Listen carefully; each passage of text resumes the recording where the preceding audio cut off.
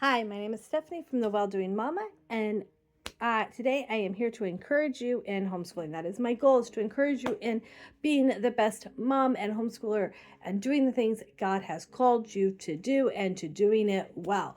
So on my channel, you'll see a lot of videos about homeschooling, about curriculum, because choosing curriculum matters. I have some videos on cooking, some day in the lives, like what does this all look like? So I am starting a new series called Homeschool 101, where I am going to go through the basics of why, how, details of that for homeschooling. Because I know for some people, you may know nobody in your life that homeschools, and you need a little bit of hand holding to how to get started. Even if you already homeschool, I hope this could be helpful in picking up pieces of reinforcing your why and your how, and how could I improve and how could I do better. I love professional development.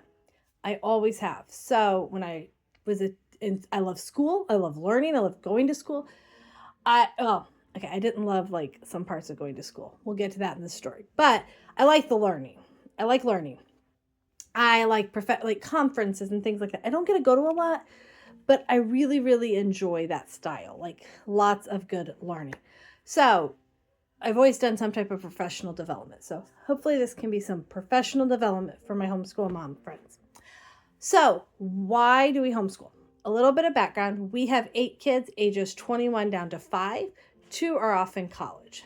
So I like to say I have a little proof in the pudding. I have one that is graduating a high tier level college this year and going on to be very successful. My second son is doing very well in college. Not that going to college is the ultimate goal. I'll get to that in another video. But for those 2, that was definitely the path for them. So I just like to say I have a little proof in the pudding that we can create successful adults. Okay, so why do I homeschool? Number 1, we homeschooled for time with our children. We wanted to have time with our children. Some of it has to do with my husband had a job. When we first started talking about homeschooling, at least a little bit weighing it out, because it was never on our radar. Our plan was my kids would go to school. We were going to have 3 kids. They would go to school. I would go back to teaching, et cetera, et cetera. So this first started coming on our radar, or when our oldest was, around that preschool age, people are sending their kids to preschool. My husband worked a shift where he was gone any other time she would have been home, or he was asleep because he was working such weird hours. Small little town, weird hours, not a great job situation. But that helped us go like, well, wait a minute. We want time with our kids. And if you're only going to have this 2-hour window in the middle of the day that you're home, I want my kids to be home and available to be with you. I want a family time. So we wanted time with our kids. And we've really seen that time with them, time with each other, so that they can, I believe time with people develops community, develops relationships. And they need that time with each other, with us, at home to just relax and be themselves. And so we wanted that time. And that has proven to be really, really good. And we've seen that. The second thing we wanted with back on the time. One thing that really helped with that, or one benefit we saw, is that we were able to allow them a little more extracurriculars. We don't do a crazy amount of extracurriculars. We've done some theater. We have a couple kids that like to play football here and there. Some art classes, those kind of fairly simple short-term commitments. But we're able to let them do those things because we still have lots of time at home otherwise. So we have some time. They're not having to come home from school, do their extracurricular, do some homework, and then fall apart. We're able to get all of our school done during the day or rearrange our schedule to allow for those extracurriculars. We actually prefer they be during the day to allow more time at night. Okay, so that gives us our family time. And anyway, I'm not going to get distracted on that. So, time. We like time. 2, my husband and I, wanted to be the primary influence in our children's lives. The world is kind of crazy, and there's so many views, and you can get on any social media and see 3 million different views on a topic. And we want our kids to learn how to discern and how to use logic and think through things. But we wanted to be, at least for their formative years, their major influence and their major model. Model after us, at least when they're young. And then as they get older, that can change. The Bible does tell us that when somebody's older, they will be like their teacher. So we wanted that to be us, not some.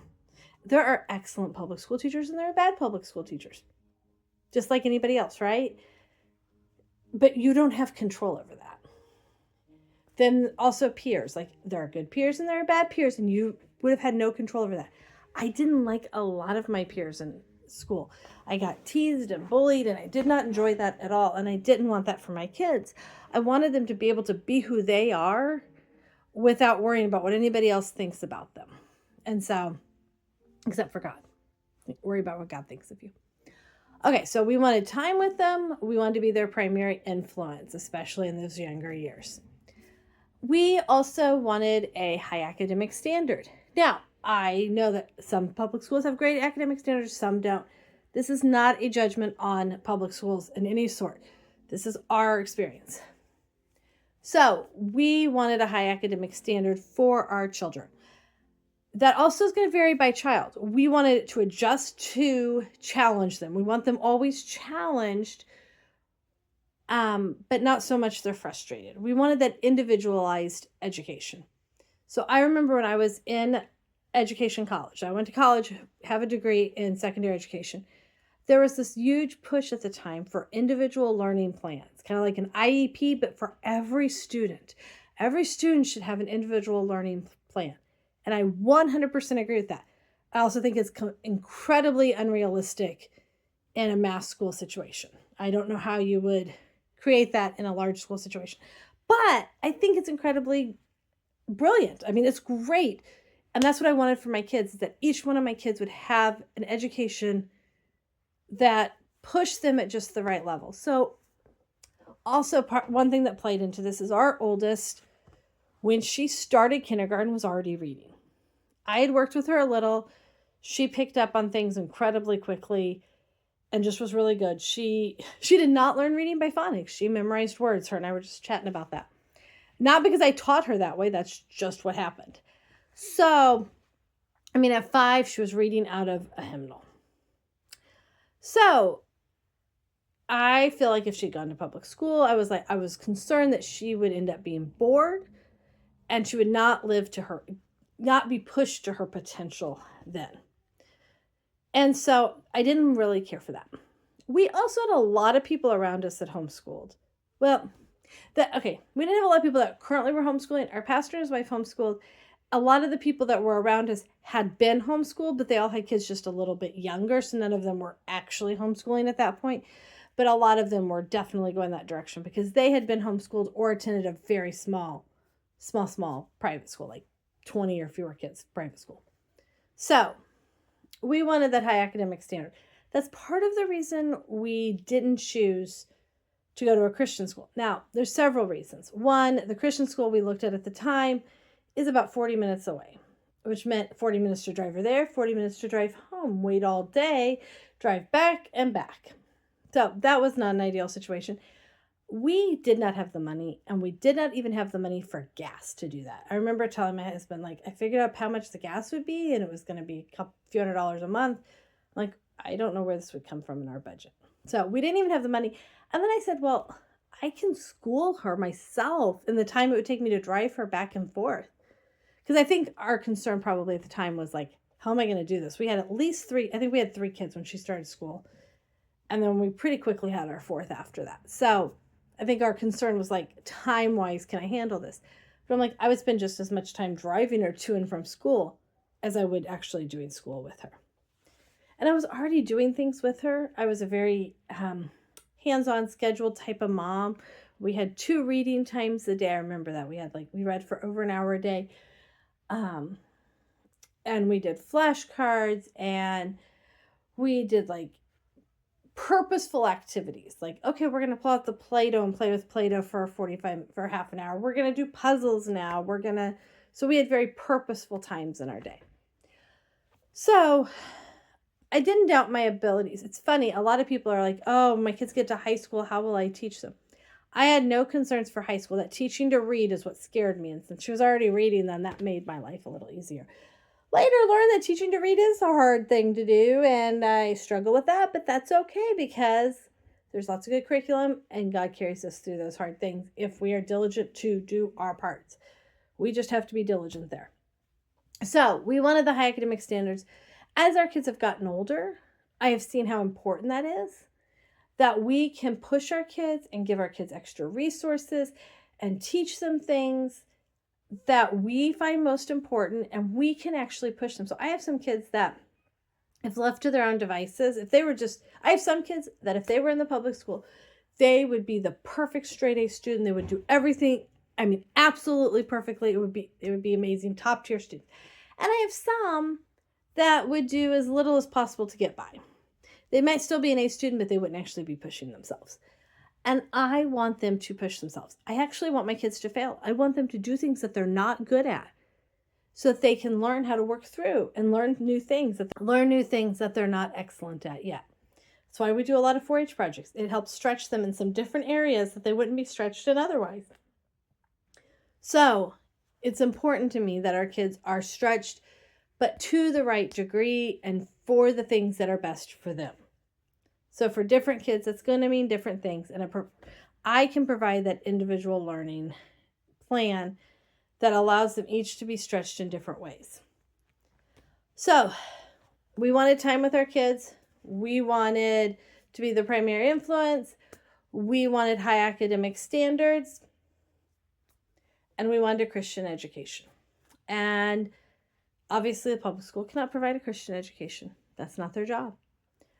I knew I could provide a Christian education outside of school, but if they're already in school for 6-7 hours a day, how are they going to have time to do that afterwards? They're going to be tired, and then I'm giving them this as an afterthought, and they're tired. Didn't want to be doing that. I didn't want to be exhausted trying to do that also. And like I said, we did look at Christian school. The Christian school that we looked at is 40 minutes away, a lot of driving, and honestly, there were still some issues. Financially, we couldn't afford it, so it didn't even matter. Like, we had no way to have that money. It was a very inexpensive school. We just had no money.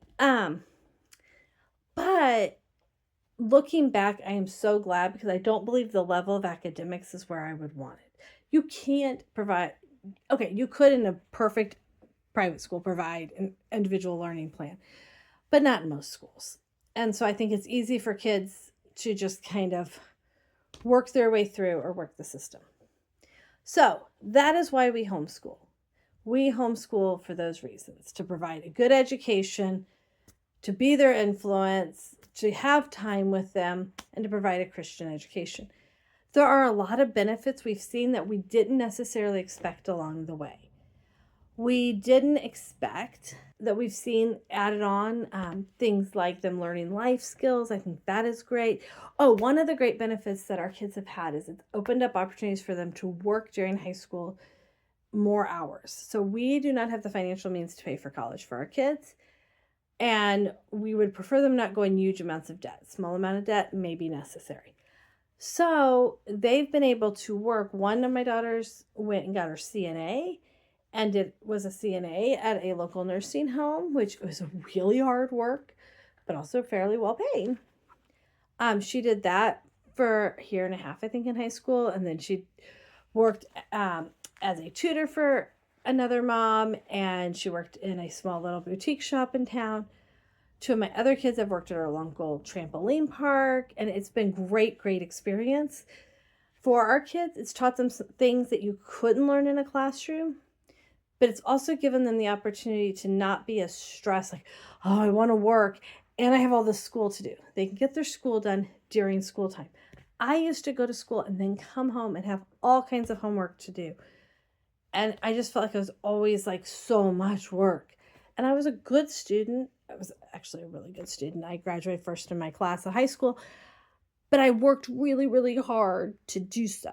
And I want my kids to work really hard, but I don't want them to work so hard they never have time to relax and enjoy life, because that's probably more where I struggle. So my goal was a benefit, I shouldn't say my goal, a benefit we've seen is them being able to work more flexible hours and get more hours in and be able to balance their time that way. So that's been a really good benefit. The relationships have also been really good. Although I'll say that's kind of come and go depending on the kids that they're around. And that's okay. And we have amazing relationships. And I'm really grateful for that. Because I didn't have that. But when you homeschool, when you're in a school situation, if you don't like somebody, you're kind of stuck with them. And there's no real way around that. When we homeschool, like we've had some people around that we didn't really like. We found them either like really annoying or obnoxious. And not just in like a little way, but like in a big way where it took the fun away from maybe we could just not invite them to something. And that may sound kind of mean, but my goal if I'm putting on activities for my kids is for my kids to get to enjoy it. So we have done a lot of game nights, and there were some kids that just kind of ruined the fun for everybody and weren't very kind and nice, and they just didn't get invited back to those game nights. And so we can kind of control the relationships our kids have while still teaching them to manage difficult relationships when the parents want to manage those with us. Hopefully that makes sense. But it's not just they're stuck with people that they don't like, because that doesn't really happen in real life. I mean, you might have an employee or a coworker that you don't really like, but you're not forced to be on a team with them and pair up with them all the time. And if you are, you could look for another job.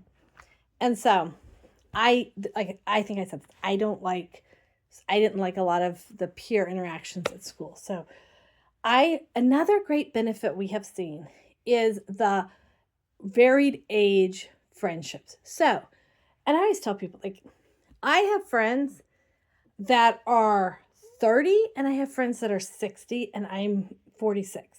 So, and I have more friends that are younger than me than older just because I have younger kids. But I have friends that are way younger than me. And that's okay.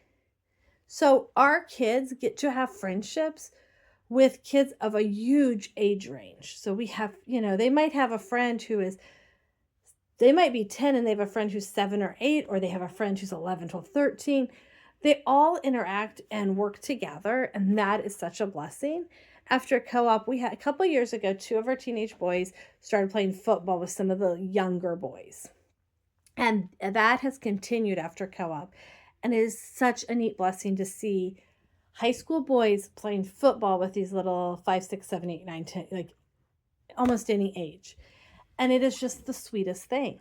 And I love seeing those relationships built, because as you become an adult, there's just a wide variety of ages that you're friends with.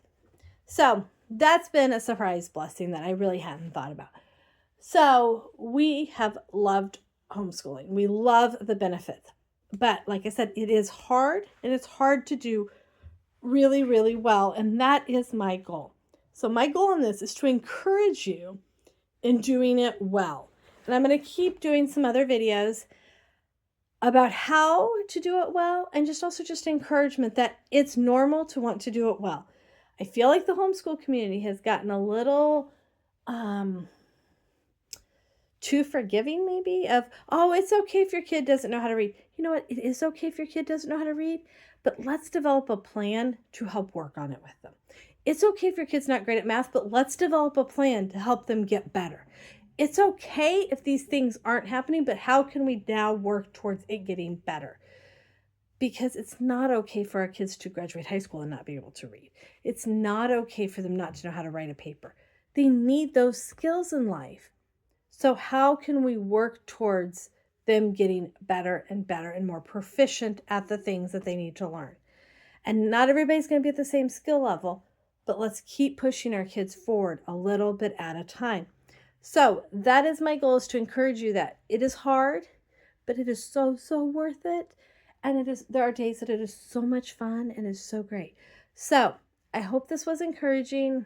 I hope it wasn't too scatterbrained. I had to do it a few times because I got interrupted by kids and piano practice and a lot of things, because that's life. So I hope this was encouraging and helpful. Please let me know what specific topics you might want to see for Homeschool 101. My next plan is, where do I start? Where do I start with homeschooling? What is my first step? So that is my next plan. So let me know if you have some other ideas. Thanks for joining us today. Please leave a comment if you have something else you'd like me to talk about or you have any questions. Please hit the like button and subscribe to see more videos about what we do.